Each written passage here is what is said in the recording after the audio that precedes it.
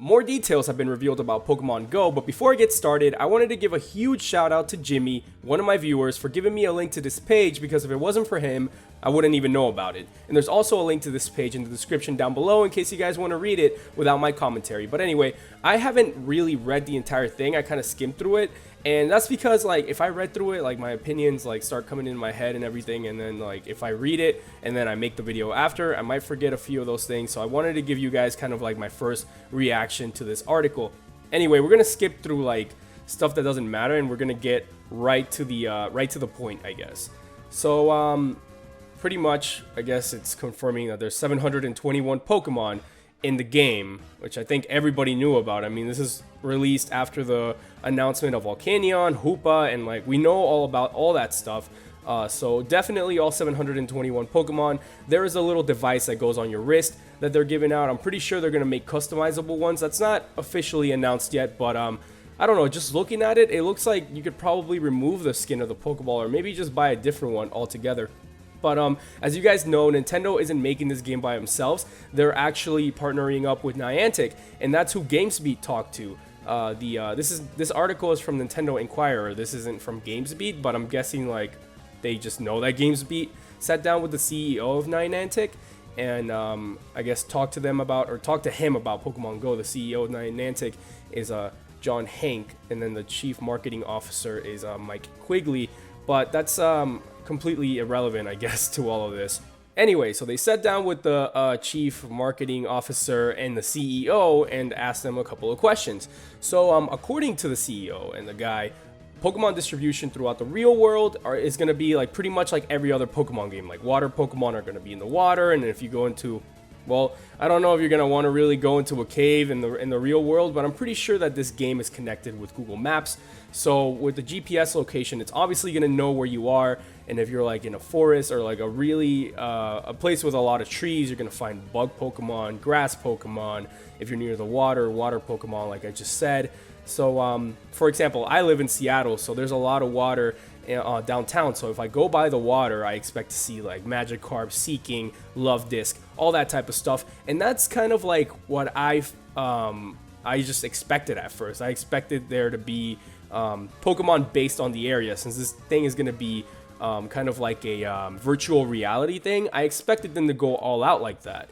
Now, one of the things that was speculated but not confirmed, that is confirmed now, is that Pokemon are going to be exclusive to certain areas. For example, like California, in London, Seattle, Atlanta, New York. You're going to find many different Pokemon based on the area that you're in. And you're going to be able to collect all these Pokemon. So when you go out on a trip, if you go like somewhere for spring break or somewhere for the summer or winter break or whatever, you get to catch the Pokemon in that area. It gives you, I guess, motivation to go out instead of just sitting on your 3DS and trying to catch Pokemon that way. You're going to be able to go on your phone, go outside, and try to catch Pokemon that way. And I'm pretty sure they're going to make it interesting as well. They also touched on the fact that catching them all is a very real possibility because obviously not everybody can go everywhere. I've known people that usually stay in their hometown their whole life, and they're probably not going to be able to like catch every single Pokemon, but trading is a big thing in the Pokemon games ever since Generation 1. As a matter of fact, that's kind of like the whole basis behind it because the creator of the Pokemon games, Satoshi Tajiri,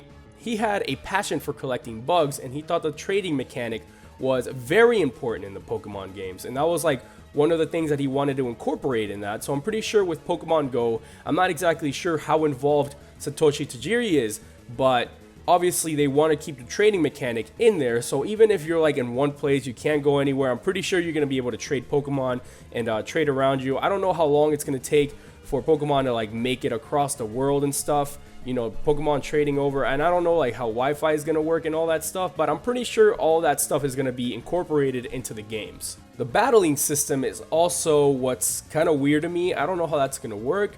Like, how is this going to connect with the main series games is what I want to know. They didn't really answer that here. They said that they're going to be able to battle and trade and connect. They didn't say how. They didn't say if it was going to be Wi-Fi or locally or anything like that. But they did say that, you know, battling, trading. I mean, all that stuff was presented in the trailer, so we knew about that. But we don't really know how it's going to work. He did talk about the battling system a little bit, but not really how I want to, or like what I want to know, really.